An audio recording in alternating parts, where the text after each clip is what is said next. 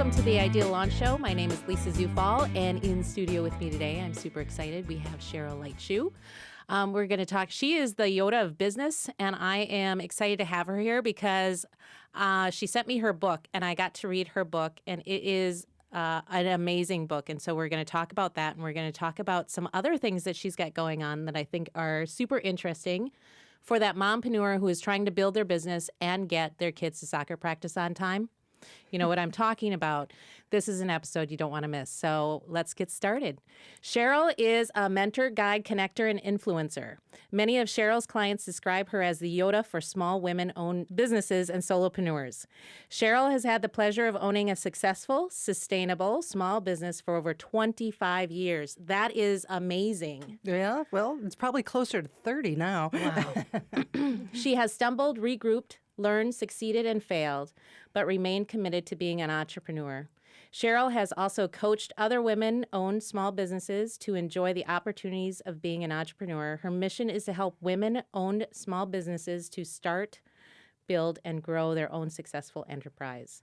Cheryl's latest book that I have right here, Straight Talk for Smart Business Women, Critical Tools to Build and Grow Your Business, is a checklist of key tools and actions to develop a successful, sustainable business, available now on Amazon. And this book is incredible.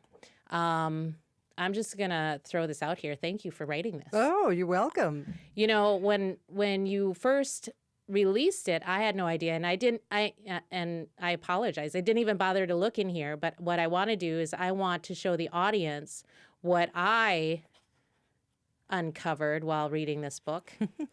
And it is, for video people, you can see this. So if you're listening to just the audio version of it, you'll want to jump over to the YouTube. But what I'm showing here is the worksheets that she has in here. So you can really get focused on your business and understanding what you need to do in your next steps to grow. So we're going to be talking about this book, and we're also going to be talking about your brand archetypes, which when I saw it on LinkedIn, I'm like, oh, that's so interesting. I haven't heard anybody say it like that before. So I want to dive into that a little bit. Okay. So welcome. Yeah, that was quite an introduction. It was. I'm always impressed. It's like, who's she talking about? Oh, I guess it's me. 30 years of business. Yeah. And you started it just out of necessity, or you wanted to be at home with the kids, right? Exactly. Tell us how that started. Yeah, well, I was actually on a successful career working in retail, working for Dayton's department stores. If you're from the Twin Cities, you remember Dayton's. Everybody knows Dayton's. I loved it. I was a buyer. But I met my husband, fell in love, and he was offered relocations, which meant I couldn't keep working within the same company. He also happened to work for Dayton's. So I was like, well, I know I'm going to keep working. I'm a better mom when I am working. Yeah. But what am I going to do?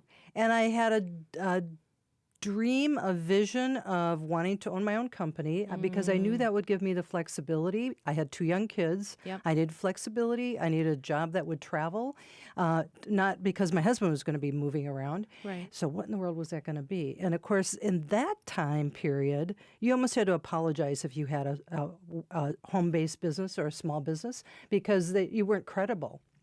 Oh, really? Yeah, Okay. large companies would not really be willing to hire you because you were just doing that little thing on the side, that little hobby on the side. Little did they know this was not going to be a hobby. 30, almost 30 years later, I'm still doing this little hobby that I was doing. But I wanted the freedom and flexibility, and I wanted family was key to me. Yeah. I had a vision, which would now be the coaching model, which wasn't even on the radar screen, but I knew that I wanted to go back into corporate Were there America. any coaches? Coaches were only in the sporting industry. Because now they're all over the place. Yeah. Right. It's like the realtors. term coaching would not, you would say that in a corporate environment. And so a lot of my job was educating people as to what this model was. Yeah. And again, I didn't call it coaching at that time either because that wasn't a term that we would use. But just the model of helping people to understand their strengths, bring the best that they are to work, create that vision for themselves, and then how do you help yourself be successful with that? And how did you learn these tools? How did I learn to be a coach? Well, so I went back to school, and I do have a doctorate in psychology. Ooh. I was I was trying to figure out what were the pieces that I needed to be able to effectively work with people and help do exactly that. Understand who they were as a person, their strengths. Again, none of that was present in, this is 1980. The mindset then of companies was you just hire people, put butts in seats, and Yep. if they don't work out, you just hire a new person. Right. But as time grew, organizations began to realize if we treat people right and we help them understand where their talents are, Right. the organization gets more benefits, and so does the individual. You keep them longer, you get better results with your customers. I mean, it just ripples down. Yeah. But my job at first was educating companies that this is what they could have if they took on a new model. And I was lucky enough to knock on doors, and a couple of companies said, "Sure, we'll pilot what you're doing," and they became great clients, and then more showed up. And Yeah. Like in your book, you talk about, I think, a CPA firm.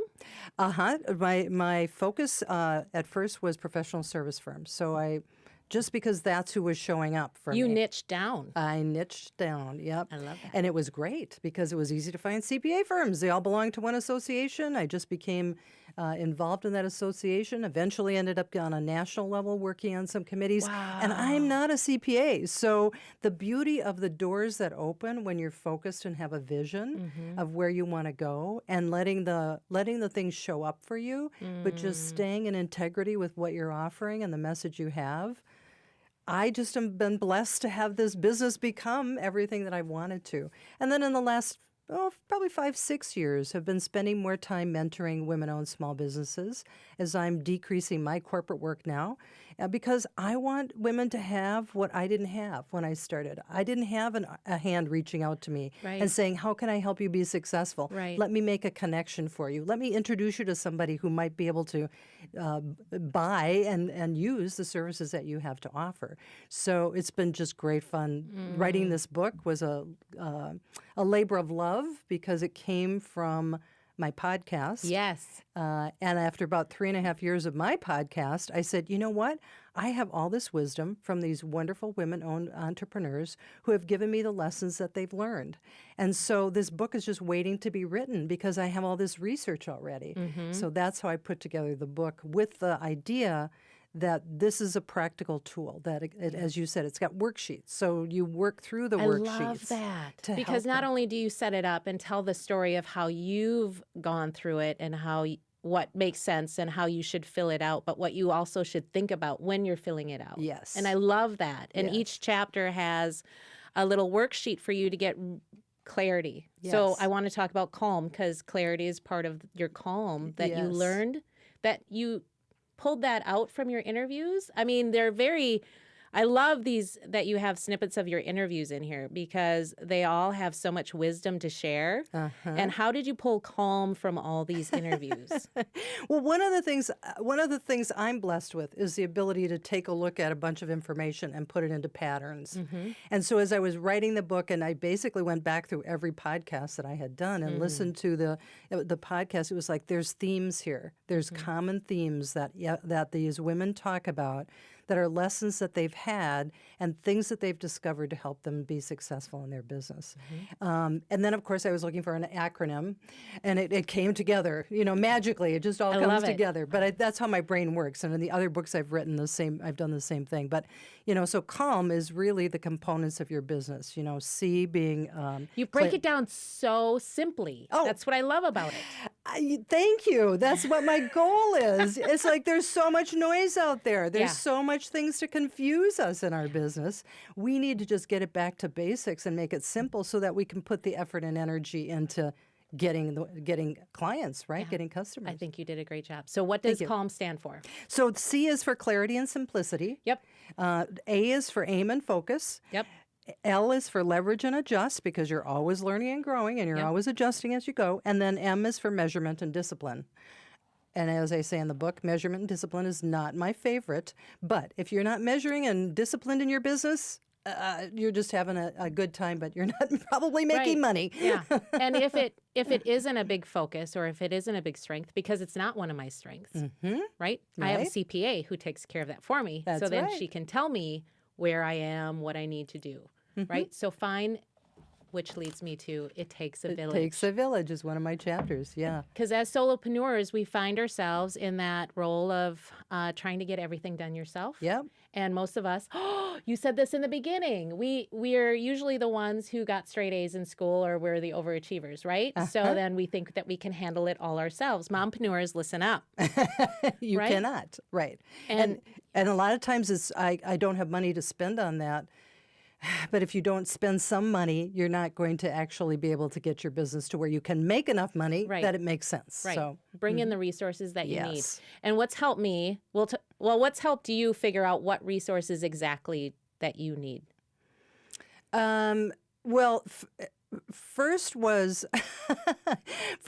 a coach I had who said to me, you know, you are so good at giving to everybody else, but you never ask for help from anybody.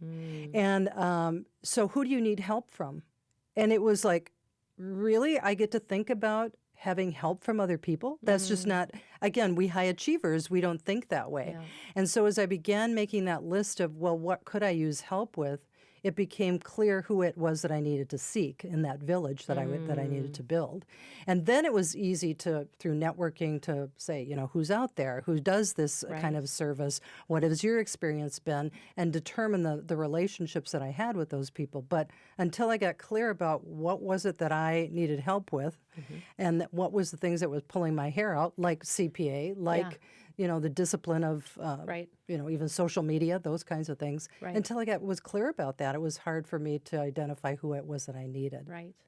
And for so many years, I kept thinking, well, it's just faster if I do it myself because I already know what I need to do. And why would I spend, you know, a few $100s training somebody and to do what I can do in like 5 minutes and save myself that money, right? Yep. But then you have to look at the long term. And you actually mentioned a book in here. It's not Clockwork. That's another one. That's by Mike Merkowitz. I'm I mispronouncing his mentioned name. several books in there. So One about E-Myth. Oh, the E-Myth. book. Yes, Michael Gerber. Yes. Yes. He has written some great books. It was probably one of the earlier books that I read about being an entrepreneur and the myth that you can do it all yourself and that you're going to be successful doing that. Right. You know, he talks about what's your end in mind. So if you're saying, I want a $500,000 business, well, now you need to work back from that because as a $500,000 business, you can't do it all by yourself. Right. You know, when you're $5,000 business or $50,000 business, it feels like you need to, but how do you build to that spot that you want to get to? Right. He always talks about selling your business. I don't know, for me, I don't have a business to sell because people are hiring me, and I think that's a solopreneur that's different from an entrepreneur who builds a large organization. Right. But you still need to think about what's the end in mind Yeah. as you think about who do you need for support. So when you go on vacation, your business comes to a halt, or do you still have things no. going on? See, this is why she's the Yoda. That's right. I'm still an entrepreneur. If you want to have vacation time that is free of business, if you want to have a steady paycheck, if you don't want to wake up in the middle of the night worrying about what needs to get done or the email that needs to be sent, stay in a corporate job. And I have many women that I've worked with who've moved from corporate to standing up their own business saying, I thought it was going to be so easy. It looks so easy from the outside in. Yeah, we're all a little crazy. And then they discover, and I think sometimes as entrepreneurs, we think the corporate world is easy, and it's not. Right. You know, There's challenges with everything. there's challenges with everything. But no, I still stay connected in. I do have I do have an administrative assistant, a virtual assistant that I work with, so she can handle some of the big things. But I still check in with my email and I delegate out what needs to. I let people know I'm going to be gone so they don't expect that I'm going to be responding quickly. Right. But it's like my skin, you know, I don't leave my skin at home, so I don't leave my business at home either. Right, It's right. a part of who I am and what I am passionate about. I love that. Okay. So I bookmarked a lot of this. Oh, my gosh. Oh, on the topic of corporate to having your own business, there is somebody that you interviewed in here. Oh. Is it Brenda? No, it's probably Tara. Yes. And she went from corporate. Yep. She started her own business, and then she figured out that that's just really not her comfort area. And that's okay. Exactly. You don't have, just because you made the decision to jump into entrepreneurship doesn't mean that you have to stay there. And I thought that was just beautiful, because there are a lot of folks out there that are sticking with it, even though it might make more sense for them to go back to corporate. And it's Absolutely. Absolutely. knowing yourself and what's best for you. Uh-huh. And sometimes, and even in my own road as an entrepreneur, I've been through 3 recessions. There were times in the recessions where I needed to get a part-time job because there just wasn't money coming in.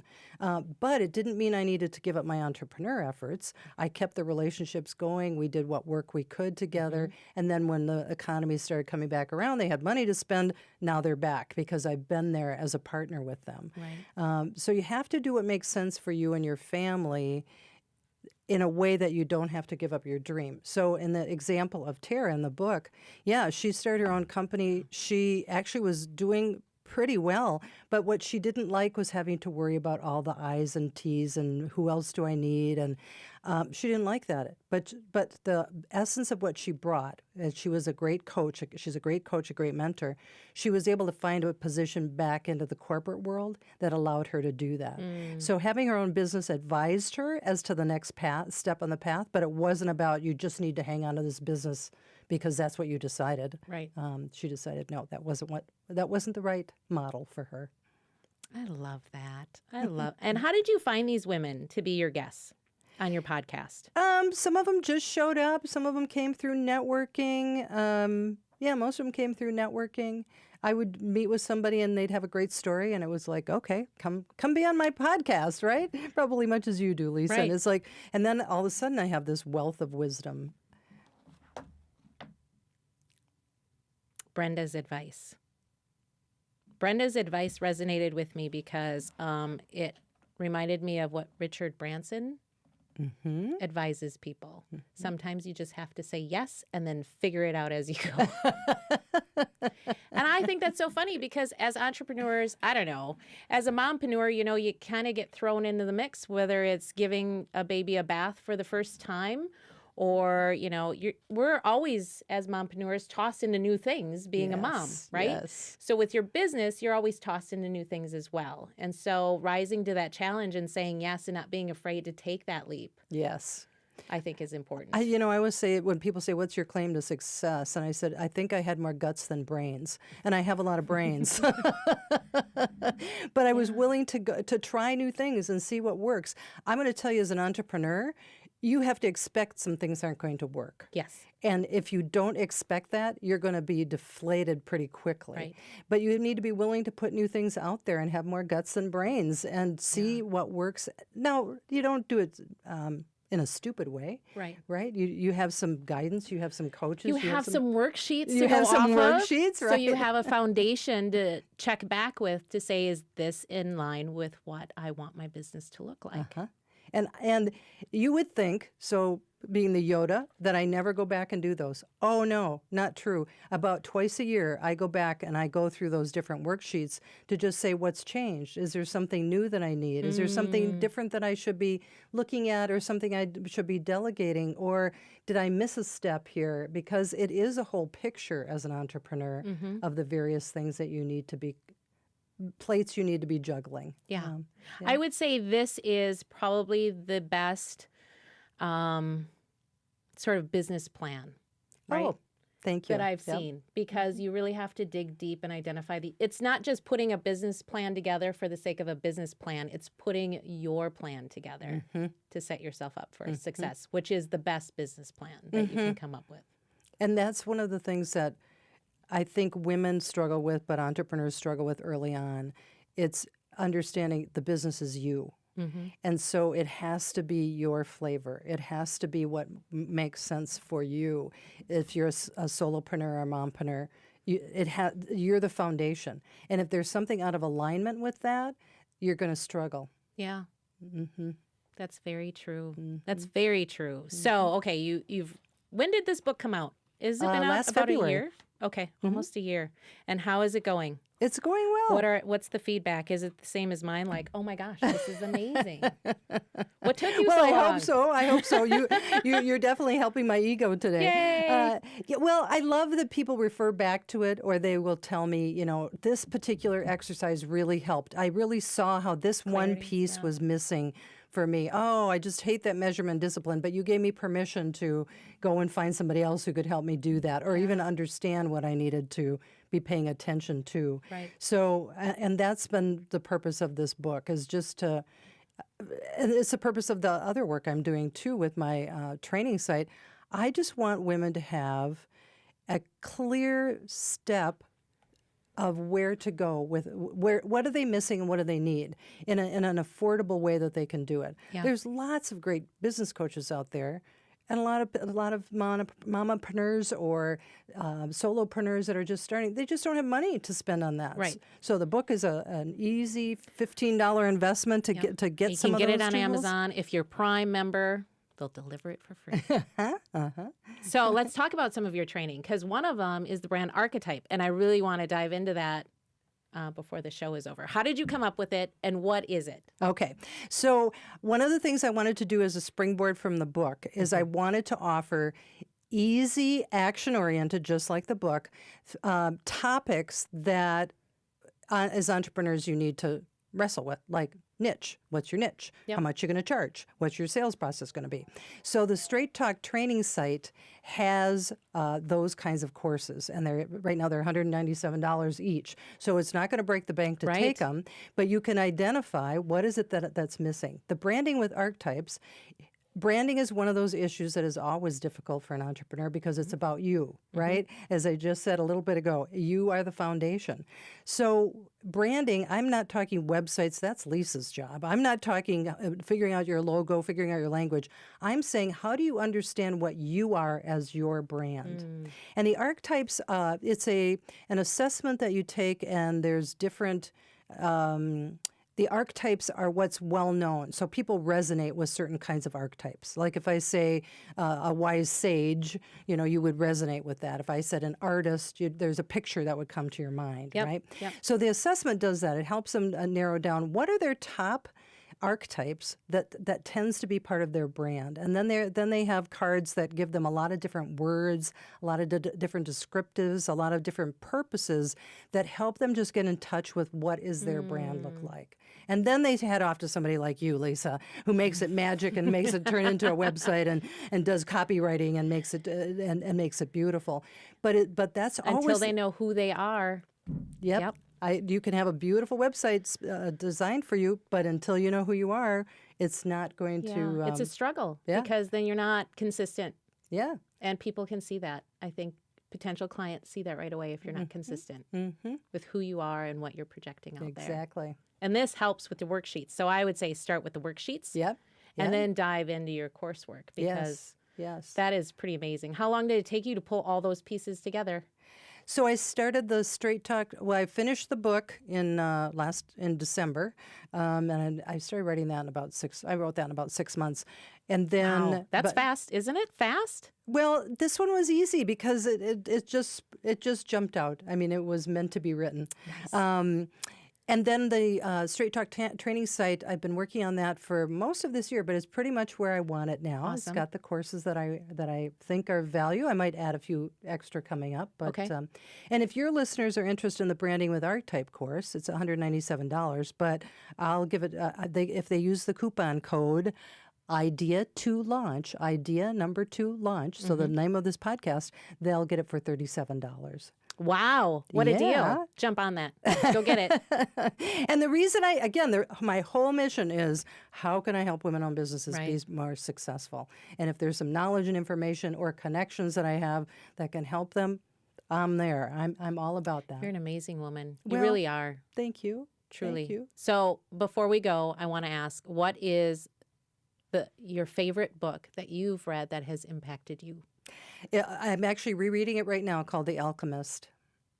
I've heard of that book, but tell me more about that book. Oh, it's about realizing that the change and the dynamics are all inside you. So it's a parable.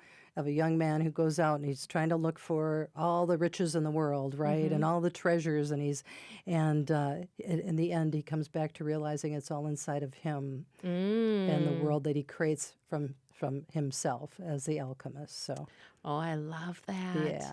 And we can find that on Amazon too. You can find that on Amazon. find It's their anything on 25th Amazon. anniversary edition, I think. is Wow, that out, sounds so. amazing. Okay, so that'll be my next one. Now I've got a stack at home. I got to get through all of them. Do you ever find that you end up with more books? Oh, And you start reading one, and then you get another one, and you start reading that one, and pretty soon you have a stack, and you're just like, well, they're all really good. Which one? that's right. Yeah, I do. Yep. It's my Achilles heel. I love books, and I love to learn from folks. And Cheryl is somebody that I would highly recommend that you take advantage of the deal. Go out to her site. Her site is StraightTalkTraining.com. Yep, straighttalktraining.com. We'll have a link when we in the post, so you guys can just click on it. If you want the brand archetype course, you can buy it. Put idea to launch in the checkout, and you will get it for $37. It's a pretty good deal. Go out to Amazon, grab her book. You can't put it down. At least I couldn't put it down because there's so many nuggets in here. And if you've been struggling with a business plan or just identifying what it is that you need to take your business to the next level, learn from Yoda. Okay. With that, I want to thank you for joining us. I want to thank Cheryl for joining us. Thank you it's so been much for delightful. being on the you. show with us today. And if you like this episode, if it inspired you in some way, I hope that you share it, subscribe. We'd love to hear from you, so send us your feedback. Thank you.